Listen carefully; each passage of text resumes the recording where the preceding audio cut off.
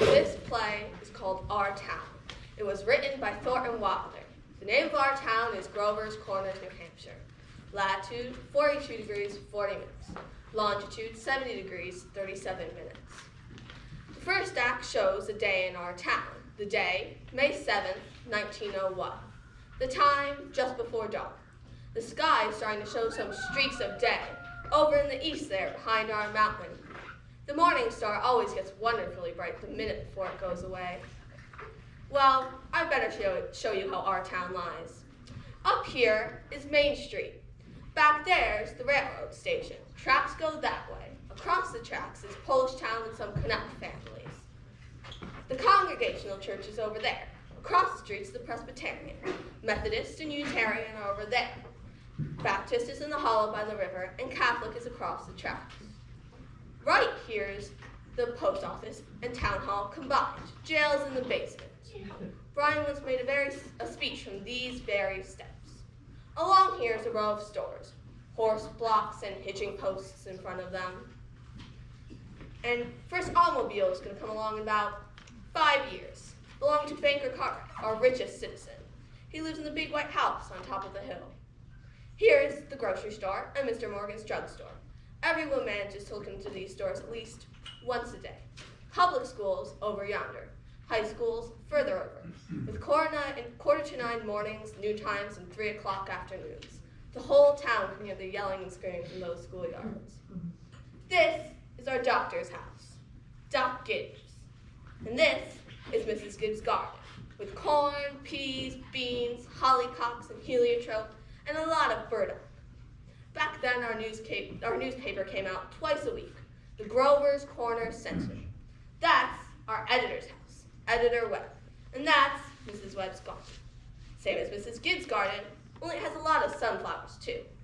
And right here is a big butternut tree. Nice town, you know what I mean? Nobody very remarkable ever came out of it, as far as we know. The earliest dates on the tombstones say 1670 to 1680, with Gibbses and Herseys and Grovers and Cartwrights, same names as are around here now. Well, like I said, it's about dawn. The only lights are in town are in a cottage by the tracks, where a Polish mother's just had twins, and the Joe Crow house, where Joe Jr. is getting up to deliver the paper, and the depot, where Shorty Hawkins is getting ready to fly the 545 for Boston.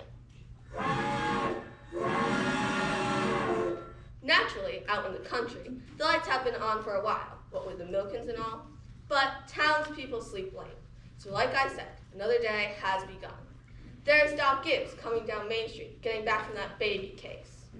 And here's Mrs. Gibbs coming down to make breakfast. Doc Gibbs died in 1930. Mrs. Gibbs died first. She went out to visit her daughter, Rebecca, who married an insurance man in Canton, Ohio. She died there, pneumonia. But her body was brought back here, and she was buried with a whole mess of Gibbses and Herseys. She was Julia Hersey before she married Doc Gibbs in the Congregational Church. In our town, we like to know the facts about everyone. There's Doc Gibbs, got that call at 1:30 this morning. There's Mrs. Webb coming down to make breakfast. And there's Joe Crowell delivering the paper. Morning, Doc Gibbs. Morning, Joe. Somebody been sick, Doc? No, just a pair of twins born over in Polish Town. Do you want your paper now? Yes, I'll take it. Anything happening in the world since Wednesday? Oh, yes, sir. My teacher, Miss Foster, is getting married to a fellow over in Concord. I declare. How you boys feel about that? Well, it's none of my business, of course, but I think if someone starts out a teacher, she ought to stay one. How's your knee, Joe? Oh, it's fine, Doc. I never think about it at all. Only like you said, it always tells me when it's gonna rain. What's it telling you today? Gonna rain? No, sir. Sure? Yes, sir. You ever make a mistake? No, sir. Want to tell you something about that boy, Joe Crowell. Awfully bright Joe was. Went to high school here, graduated top of his class, and got a scholarship to Massachusetts Tech. Graduated top of his class there, too. He was going to be a great engineer, Joe was. But then the war broke out and he died in France. All the education for nothing. Get up, Bessie. What's the matter with you today? And here comes Howie Newsom delivering the milk. Morning, Doc. Morning, Howie. Somebody sick? No, just a pair of twins born over in Mrs. Gruskowski's. Twins, eh? This town's getting bigger every year. Gonna rain, Howie? No. Fine day. That'll burn through. Hello, Bessie. How old is she, Howie? Going on 17. Bessie's all mixed up about the route ever since Lockhart stopped taking a quart of milk every day. She keeps wanting to go there just the same. Keeps scolding me the whole trip. Morning, Howie. Morning, Miss Gibbs. Doc's just coming down the street. Is he? Seems like you're late today. Yep, something went wrong with the separator. Don't know what it was. Doc? Howie? Children, time to get up. Come on, Bessie. George, Rebecca. Everything all right, friend? Yes, I declare. Easy as kittens. Bacon will be ready in a minute. Sit down and drink your coffee. You can catch a couple hours sleep this morning, can't you? Mrs. Wentworth's coming out 11. Guess I know what it's about, too. Her stomach ain't what it ought to be. All told, you won't get more than 3 hours of sleep. Friend Gibbs, I don't know what's going to become of you. I do wish I could get you to go away someplace and take a rest. I think it would do you good. Wally, Emily, time to get up. I declare, you've got to speak to George. Something's come over him lately. He's no help to me at all. I can't even get him to cut me some wood. Is he sassy to you? No, he just whines. All he thinks about is that baseball. George, Rebecca, Yes, Pa. Don't you hear your mother calling you? Well, I guess I'll go catch 40 winks. Children, now hurry, you'll be late for school. Wally, you wash yourself good or I'll come up and do it for you. Mom, what dress shall I wear? Don't make a noise. Your father's been up all night and needs his sleep. I washed and ironed the blue gingham for you special. I hate that dress. Oh, hush up with you. Every day I go to school looking like a sick turkey. Now, Rebecca, you always look very nice.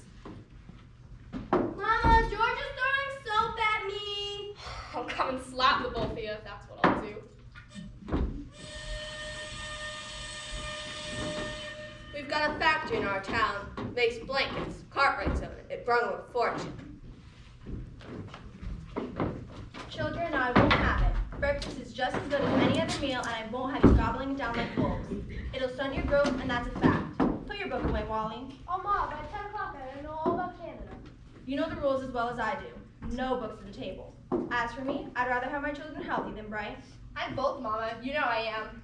I'm the brightest girl in school for my age. I've got a wonderful memory. Eat your breakfast. I'm bright too, and I'm looking at my stamp collection. I'll speak to your father about it when he's rested.